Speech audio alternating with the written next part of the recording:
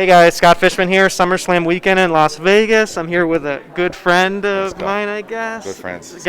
Sheamus. How you Good doing? friend. He's my good friend. How does it feel to be in Vegas? I mean, do you have any good memories partying in here or anything like I that? know I don't party, man. I'm on business, mate. You know what I mean. I have a couple of social points of Guinness. You know, I enjoy him. Daimian Priest is the party animal. You know what I mean. And he thinks he's going to be going out there celebrating tomorrow night after he tries to takes away my United States Championship.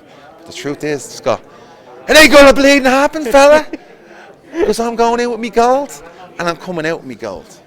You speak about that. I think you're doing some of the best work, with your matches that you've been having. So, kind of, what have you? Is just the experience, or just you feel like you have this renewed motivation? Got a second chance, Scott. He's got a second chance, man. It was dodgy there for a while after my last injury at Mania. I got that concussion, but I've got a second chance. You know what I mean? I've enjoyed the PC and the Thunderdome era. It's been a lot of fun. I was able to reinvent myself a little bit, and I'm just every match I have, I get more and more confidence. You know what I mean? And what I can do and my ability. Because as a performer, some people times, you can have a run or things don't go your way, and it can take a little bit of your confidence away. Because we are only human. You know what I'm saying?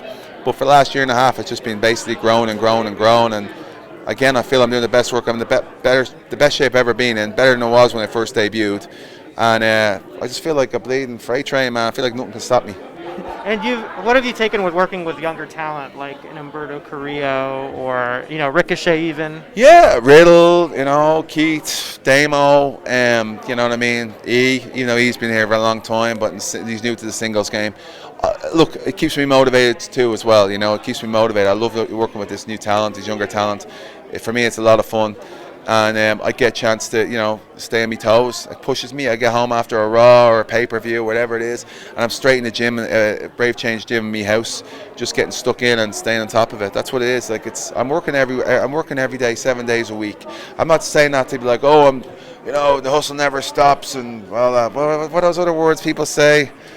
The motivational things like no days off and all that stuff. But for me, walk the walk, no days off. But for me, it's just like I got to stay on that, mate. I got to stay ahead of these kids, and they motivate me to stay on my toes and train harder than they do and stay in better shape than they are.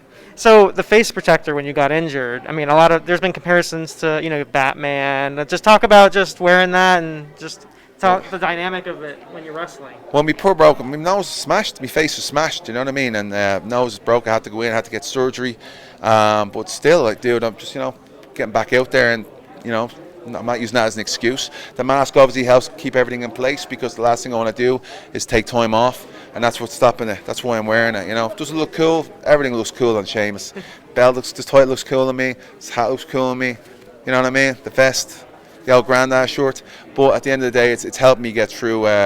It's helped protect my poor face while I go out there and put on a banger. And you just got engaged, after all these years. So tell me about, does she know what she's getting into with you being a wrestler and the schedule and the grind and the injuries? I think she does. I think she's well aware of the schedule that we're on and what it entails. A lot of traveling. But that's what we do, That's why life is so much difficult. We're not at home. We're always on the road, especially since we went back to live crowds. We're basically bouncing all over cities. Like last week, we were in Charlotte, North Carolina, Columbia, South Carolina, and then on a plane down to San Antonio. We're doing a lot of bouncing around. Like today, we'll do SummerSlam tomorrow. Then we fly to Denver at 6 a.m. in the morning to do a live event, and then we take another red eye down to San Diego for Raw, and then home. So it's a very hectic lifestyle, but that's what makes training and staying in shape that more challenging. But it's part of what we do, mate. The stuff in the ring is obviously it's a huge part, but there's so many other little moving parts to go in there that people aren't aware of. And just lastly, you were so used to being on the road and you're this veteran. Tell me just what it was like to put things in perspective to, with the world shut down and you guys are in the Thunderdome, and now do you have this kind of renewed appreciation for having fans like we're going to have on Sunday? Yeah, of course we do. Sorry, Saturday. No, it's Saturday. Yeah, I know, it throws Saturday, you off. Sunday, Of course we do. I mean, that goes without question. We miss the fans. The fans are a massive part, just as big a part of the show as we are.